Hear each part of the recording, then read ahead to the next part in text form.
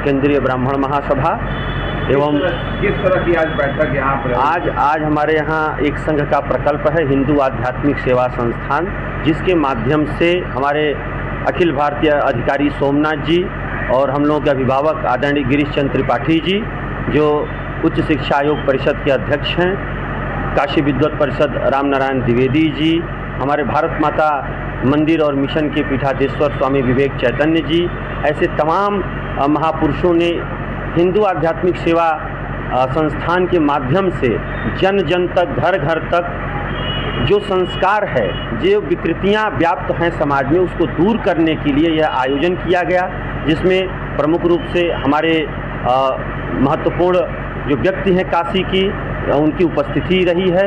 उसमें हमारे राजेंद्र वैद्य जी रहे, अखिलेश मिश्रा जी हैं, ऐसे तमाम गणमान्य, दीपक मालवीय जी जो न्यासी काशी हिंदू विश्वविद्यालय, ऐसे लोग उपस्थित रहे। और तमाम मुख्य उद्देश्य रहा है कि बच्चों को ये जानकारी, जो नए संस्कार हैं वो देना, घर घर और जन जन तक टोली बना के एक माध्यम से, कि जो आधुनिकता है, इस आधुनिकता के साथ साथ जो हमारी प्राचीनता है, इस प्राचीनता को फिर से पुनर्जीवित करना और राष्ट्र में जो संस्कार है, जो संस्कृति है, उसे पुनर्जीवित करना है, जो कि धीरे धीरे नष्ट हो रहा है। इसी उद्देश्य से हिंदू आध्यात्मिक सेवा का करेगा संस्थान आपका? संस्थान हमारा निरंतर इस कार्य के लिए जो टोली बना के घर घर जन जन अभिभावकों से संपर्क कर, विद्यालयों में संपर्क करके, विद्यालय में बच्चों का संस्कार किस तरह से सुरक्षित हो, किस तरह से हम अपने धर्म को जाने, अपने गीता को जाने, अपने रामचरितमानस को जाने, जो हमारी प्राचीनता रही है उसको कैसे पुनर्जीवित करें, इस पर पूरा प्रयास चल रहा है। इस पर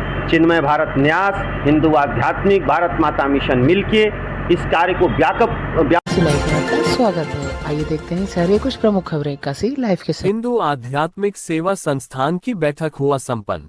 हिंदू आध्यात्मिक सेवा संस्थान की बैठक काशी परारकर भवन में संपन्न हुआ, जिसमें हिंदू आध्यात्मिक सेवा संस्थान के उद्देश्य एवं कार्यों की विस्तृत से चर्चा करते हुए संघ के अखिल भारतीय अधिकारी जयपुर से पधारे सोमनाथ शर्मा ने काशी हिंदू विश्वविद्यालय के पूर्व कुलपति एवं उच्च शिक्षा परिषद के अध्यक्ष गिरीश चंद्र त्रिपाठी, भारत माता मिशन के पीठाधीश्वर स्वामी विवेक चैतन्य एवं चिन्मय भारत न्यास के राष्ट्रीय अध्यक्ष महंत पंडित अजीत मिश्रा ने अपने विचारों एवं हर परिवार में संस्कारों को बनाए रखने हेतु विभिन्न कार्यक्रमों को सुचारू ढंग से चलाए जाने का आह्वान किया। अपने उद्बोधन में महंत अजीत मिश्रा ने कहा कि आज के युवाओं को हमें अपनी संस्कृति संस्कार पर विशेष ध्यान दिलाने की आवश्यकता है। हम अपनी व्यस्ततम समय में हर परिवार में संस्कार कैसे बना रहे, विशेष ध्यान देने की जरूरत है। महंत अजीत मिश्रा ने ये भी कहा कि हमारे विद्यालय की पाठ्यक्रम में भी ऐसा परिवर्तन किया जाए कि बच्चों में प्रारंभिक रूप से ही संस्कार संरक्षित हो सके और शिक्षक महोदय इस पर विशेष ध्यान दें। इसके लिए काशी एवं काशी प्रांत एवं क्षेत्र से प्रमुख प्रधानाचार्य, साहित्यकार, समाजसेवी कार्यक्रम में उपस्थित रहे, जिसमें मुख्य रूप से प्रधानाचार्य हरेंद्र राय, विद्यालय CBSE संघ के अध्यक्ष और ग्लोरियस अकेडमी के निदेशक गिरीश त्रिपाठी जी, साहित्यकार डॉक्टर नीरजा माधव, अखिलेश मिश्रा, रत्नेश पांडे, वैद्य, राजेंद्र संघ के प्रचारक अमरनाथ जी ने ये कहा कि हमें गीता का श्लोक एवं पाठ भी हमें जीवन में अच्छे कर्म करने का मार्ग प्रशस्त करता है। कार्यक्रम का संचालन संघ के स्वयंसेवक मनोज जी ने किया एवं धन्यवाद ज्ञापन हिंदू आध्यात्मिक सेवा के प्रांत प्रमुख महंत अजीत मिश्रा द्वारा किया गया।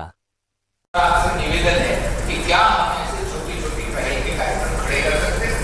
आज नहीं तो कभी भी। ये अभी समय है, आप और हम चर्चा कर रहे हैं, इसके बाद चर्चा करने वाले लोग भी नहीं, 50 साल बाद, 40 साल बाद, ये आखिरी पीढ़ी। लेकिन क्या हम सब लोग इसको बहुतायत से काम कर सकते हैं?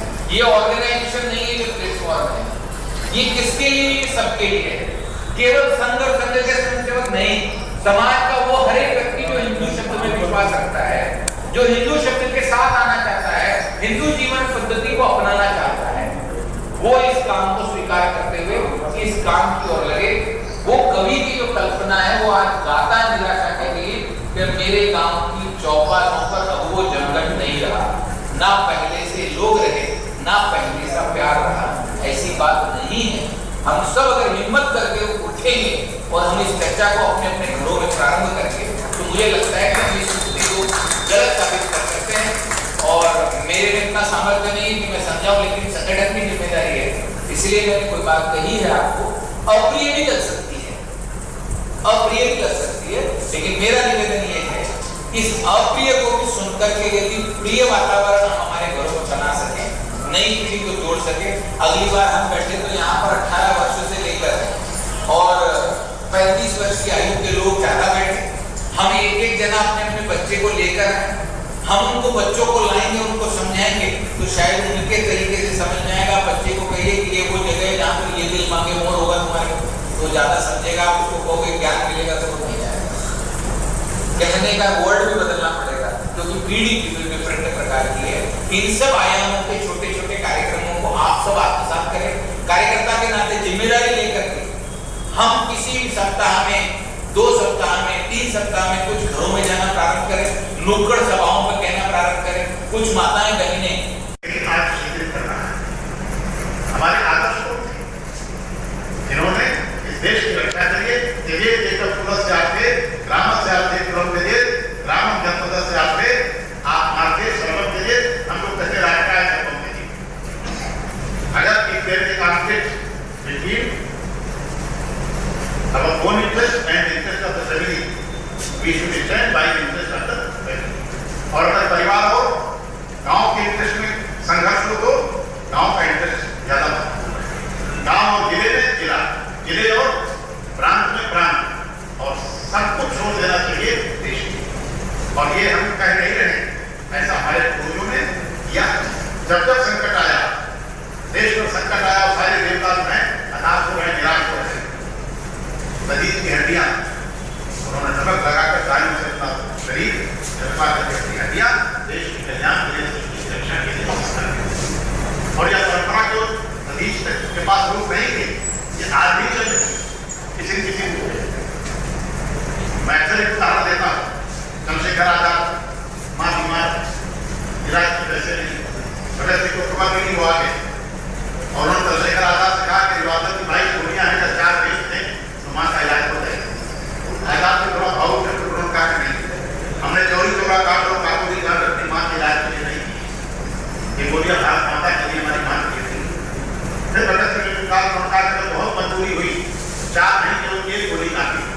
और जब ये षड्यंत्र के तहत अपनी बात को फिर गए, अंग्रेज उनको जिंदा पकड़ना चाहते, इसलिए गोलियां पैरों में मारी गई। अब वो न चल सकते थे, खड़े होते थे, पर खड़े खड़े भारत माता को और अंतिम गोली अपनी तरफ, एक ही गोली काफी हुई, अंग्रेज जिंदा नहीं पकड़ पाए। ऐसे देश पर लोगों को